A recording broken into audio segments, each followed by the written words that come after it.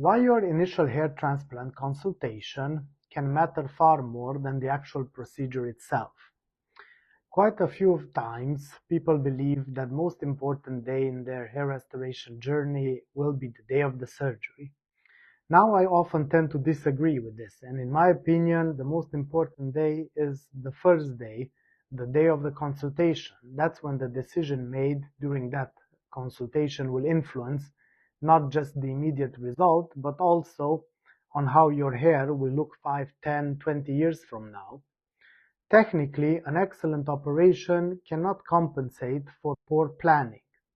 That's why choosing the right consultation is just as important, if not even more important, than choosing the right surgeon.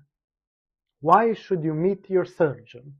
One of the first questions I encourage patients to ask is, who I actually meet the surgeon, and will I actually meet the surgeon who will be performing my procedure? This should be a very important question, and it may sound obvious, but surprisingly, it doesn't always happen. And from what I hear from patients, often it is not the case, especially with procedures done abroad. Your consultation should be with the surgeon who will ultimately be responsible for your treatment plan. Only they can properly evaluate whether you're a suitable candidate to begin with, understand your long-term goals, and develop a personalized surgical plan, and of course aftercare and follow-ups. No coordinator, salesperson, patient advisor can replace that clinical judgment. After all, surgery is a medical procedure. The treatment plan should come from the person performing that operation. First of all, assessing the donor area. The consultation should start with a proper assessment of the donor area. Your donor area, let's not forget, it's your lifetime hair reserve. Every graft removed will be a graft that cannot be replaced. And during that initial assessment, I, for example, will look at several important factors. Just to mention a few: donor area density, how the hair caliber is, how the hair color is the hair curly or wavy, how is the scalp laxity when relevant, for FUT, for example. Previous procedures, relevant both for FUT and FUE, signs of miniaturization in the donor area, the pattern of ongoing hair loss, family history of hair loss, medical history, and so on. Often what can be realistically achievable. And patients need to focus also on what they have lost, and I spend just as much time looking at their hair and discussing the questions as I do on the morning of the procedure. One of the biggest misconceptions is that every bald area can simply be filled, but hair transplantation is about managing that limited resource. During the consultation, I estimate how much donor area is available, compare it to the size of the recipient area. Sometimes we can restore everything, but quite a few of the times we do need to prioritize. Now that might very well mean restoring the hairline first, leaving the crown for the future. It might also mean a planning treatment over two carefully staged procedures rather than trying to achieve everything all at once in the same operation. Good planning is often about knowing what not to do also. Secondly, hairline design. Now this is probably the most artistic part of hair restoration, and the part that we spend quite a lot talking about. Patients often ask for the lowest possible hairline, particularly the young patient group. But lower isn't always better, and especially for the future. The goal isn't to recreate your hairline that you had when you were a teenager, 16, 18 years old. It is to create a hairline that will still look natural many years from now. So we need to know your age, your facial proportions, the current pattern of hair loss, family history, expected future progression of hair loss. All of these factors will influence that final design of the hairline. The best hairlines are rarely the ones that attract attention. They simply look as though they've always belonged to your face.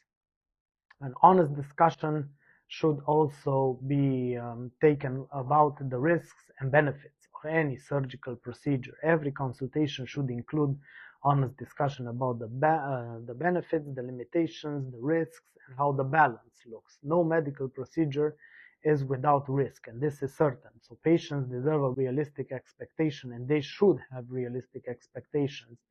This will need to also include what surgery can improve, what surgery cannot improve, what is the recovery process, the possible complications, future hair loss, and the possibility of requiring another procedure later in life. Now, this can be earlier or later.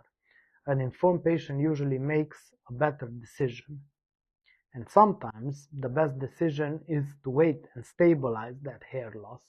One of the most important parts of my job is recognizing when surgery isn't the right answer.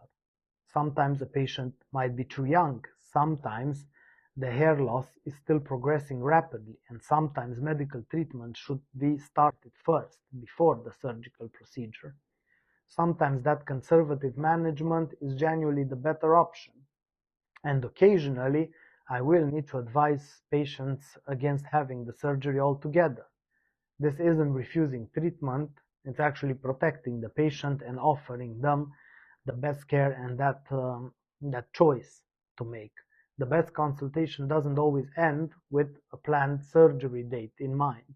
Sometimes it ends with a long-term plan, with more follow-ups, treatments, and decisions further down the road. Never be rushed.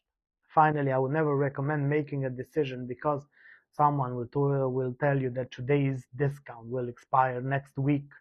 Because hair transplantation is a permanent process, that decision will deserve time. Make sure you ask your questions. Make sure you have that cooling off period. Seek a second opinion if needed. If unsure, I always let patients know as well if they want to seek a second opinion. Review long-term results. Think carefully. The right surgeon, the right team will never pressure you into making a rushed decision. They will give you the information you need and the time necessary to make the right decision. The best hair transplant, quite often I have found over the years, doesn't begin in the operating theater. It begins well before that with an honest conversation, a thorough examination, a realistic plan put in place, and with a surgeon who is prepared to tell you not only what you want to hear or when the surgery is appropriate, but also when it isn't. Because ultimately the goal isn't simply to perform more procedure, it's to achieve that right result for the right patient at the right time.